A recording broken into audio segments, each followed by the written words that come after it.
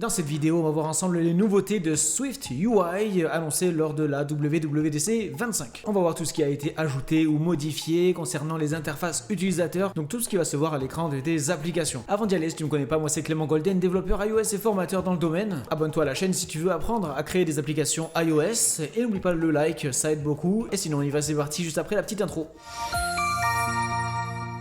Du coup, aujourd'hui, on va regarder cette vidéo-là, What's New in SwiftUI. Ça va nous permettre d'avoir une vision d'ensemble globale de toutes les nouveautés. Et après, on rentrera plus en détail sur certains sujets dans d'autres vidéos. Et c'est parti. Et donc, il commence par nous parler du nouveau design Liquid Glass, bien sûr. J'ai fait une vidéo dédiée juste en haut pour voir comment créer les applications avec Liquid Glass. Et donc, rapidement, pour résumer, c'est un nouveau design de Apple dans le style Glass Morphism, avec un effet de verre liquide. On peut d'ailleurs voir la nouvelle tab bar avec ce design Liquid Glass très joli. On peut voir que tous les contrôles de base ont été mis à jour avec ce nouveau design. Là on a le toggle, les pickers et les sliders notamment. Ça, ce sont quelques exemples de cette mise à jour Liquid Glass. Sinon, sur les applications iPad, on va pouvoir désormais ajouter une barre de menu en haut de nos applications. La même barre de menu qu'on peut avoir sur un Mac, on va pouvoir l'avoir désormais sur un iPad, et donc on va pouvoir créer des contrôles personnalisés pour notre application pour cette barre de menu. On va aussi pouvoir rendre les applications iPad redimensionnables. Comme on peut le voir, du coup l'application va pouvoir s'adapter à la taille de la fenêtre. Dans cette vidéo, je ne vais pas m'attarder sur le code de comment on fait. On n'est pas là sur un tuto, on est là sur une vue d'ensemble de toutes les nouveautés. Encore une fois, il y aura des vidéos spécifiques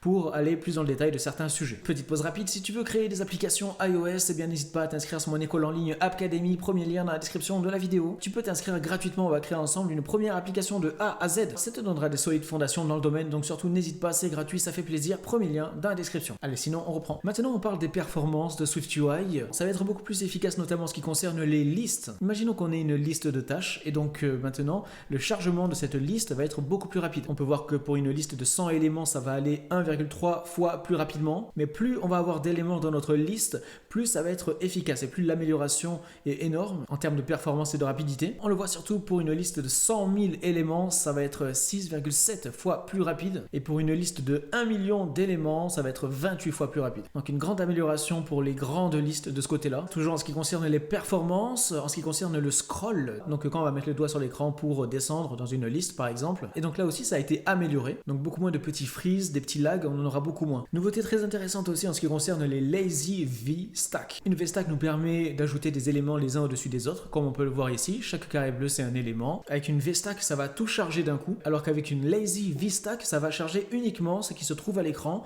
et les une ou deux supplémentaires qui vont se trouver en dessous de l'écran. Ça permet de ne pas tout charger d'un coup, surtout si on a énormément d'éléments à afficher. Donc ça va améliorer les performances de ce côté-là. Et donc ça existait déjà, mais nouveauté concernant les Lazy V-Stack, c'est que quand on va la mettre dans une scroll view, donc pouvoir faire en sorte qu'on puisse scroller bien sûr, comme je le disais, on voit que ça charge en avance les prochains éléments qui vont s'afficher. Et donc maintenant la nouveauté c'est que ça va aussi charger les scroll view qui se trouvent en dessous. Donc là la ligne verte c'est une autre scroll view qui cette fois-ci est horizontale, on va pouvoir scroller de manière horizontale, et donc là ça va les charger là aussi en avance. Toujours concernant les performances, sachez qu'il existe un outil directement intégré à Xcode qui s'appelle Instruments, qui vous permet de faire différents tests sur votre application et d'avoir des statistiques, des graphiques concernant les performances de votre application. Ça vous permet de voir quel élément fait laguer votre application plus qu'un autre. Et donc voilà, c'est quelque chose d'intéressant à connaître, qu'il existe cet outil à votre disposition. À savoir qu'il existe aussi des nouveautés en ce qui concerne Vision OS, mais je ne vais pas m'attarder là-dessus sur cette vidéo. Les personnes qui créent des applications sur Vision OS actuellement, c'est vraiment une extrême minorité. Mais pour résumer rapidement, il y a une meilleure intégration entre SwiftUI et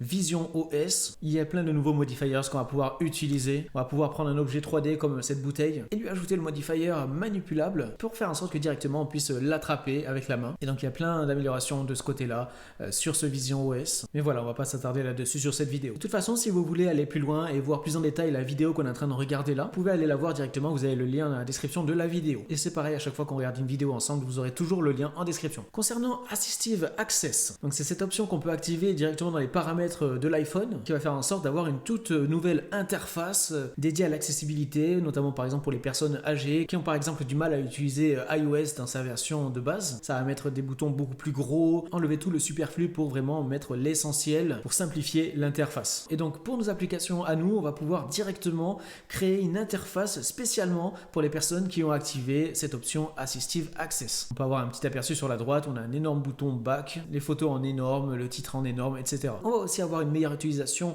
entre SwiftUI et RealityKit. Les deux vont fonctionner beaucoup mieux ensemble. Sur RealityKit, on peut voir ici qu'on a un petit panneau et donc on va pouvoir afficher un popover directement au-dessus du panneau. Et donc tout ce qui se trouve au-dessus de la pancarte ici, c'est SwiftUI et tout le reste, c'est RealityKit. Et donc voilà, les deux fonctionnent de pair. Maintenant, concernant les contrôles du Control Center, on a les contrôles de base de iOS, mais depuis un certain temps, on peut créer nos contrôles personnalisés par rapport à notre application. On peut rendre disponible des contrôles que va pouvoir ajouter l'utilisateur à son propre Control Center. Et donc ça, c'était uniquement sur iOS jusque-là, mais maintenant, on va pouvoir faire la même chose sur Mac et sur Apple Watch. Sur Vision OS, ils ont ajouté les widgets, et donc on va pouvoir créer des widgets pour nos applications et les rendre disponibles pour l'utilisateur là aussi. J'aime beaucoup cette nouveauté des widgets sur Vision OS, même si je n'ai pas d'Apple Vision pour l'instant. C'est quelque chose de super intéressant de pouvoir ajouter différents éléments chez soi, sur les murs, etc. Éléments qui vont toujours rester au même endroit, c'est vraiment super. Notamment en parlant des widgets, il y a eu pas mal de nouveautés lors de la WWDC 2025. Je vais faire prochainement une vidéo sur les widgets, donc n'hésitez pas à vous abonner encore une fois pour rien louper. Laissez un like au passage si ce n'est pas encore fait, ça aide beaucoup la chaîne. Maintenant, sachez qu'il existe un framework Apple qui s'appelle WebKit. Ce framework permet concrètement d'afficher du contenu d'internet directement à l'intérieur de votre appli. Et donc cette année a été ajouté WebView. Cette vue permet directement d'afficher le contenu d'une page web à l'intérieur de l'application. Il suffit juste d'écrire WebView et de donner l'URL pour afficher le contenu de la page web. Une autre nouveauté aussi concerne les graphiques. On va pouvoir désormais créer des graphiques en 3D, non plus seulement en 2D. J'ai créé une vidéo sur les bases des graphiques. N'hésite pas à aller la voir si ça t'intéresse. Et donc voilà, maintenant on a des graphiques avec cette troisième dimension. On a aussi une amélioration en ce qui concerne le drag and drop. Donc le fait de pouvoir, par exemple sur macOS, attraper des éléments et les glisser à l'intérieur d'une application ou même les sortir depuis une application vers le bureau. Déjà, ça a été simplifié. On peut ajouter un système de drag and drop ultra simplement. Et maintenant, on va pouvoir spécifier, par exemple, qu'on peut supprimer des éléments directement en les glissant